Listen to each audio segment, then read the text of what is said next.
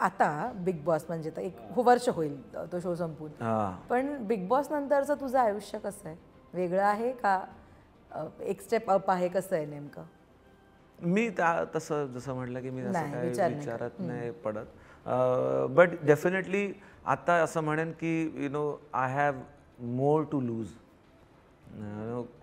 खूपशा गोष्टी जास्त माझ्या हातात आल्या आहेत ज्या त्यावेळेला म्हणजे बिग बॉसच्या आधीचा जर मी एक म्हणेन तर त्या एखाद्या गोष्टीला अचीव करायला मला जर 10 स्टेप्स घ्यावे आणि तरी पण मला नाही माहिती मी अचीव करू शकते की नाही.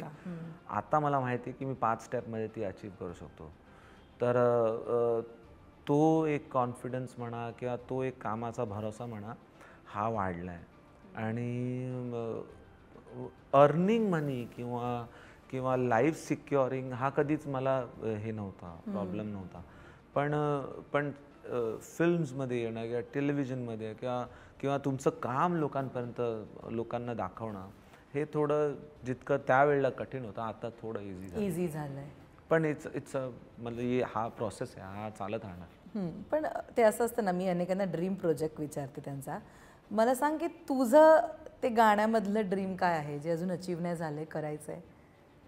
मला माझे खूपशे ड्रीम्स आहेत. एकच नाही, जसं मला ऍक्टिंग पण करायचं हा पण माझ्यासाठी एक ड्रीम आहे. आणि मराठीमध्ये फिल्म करायचं असं पण ड्रीम आहे. पिक्चर करायचंय मला, ऍक्टिंग करायची, डायरेक्टर प्रोड्युसर्स.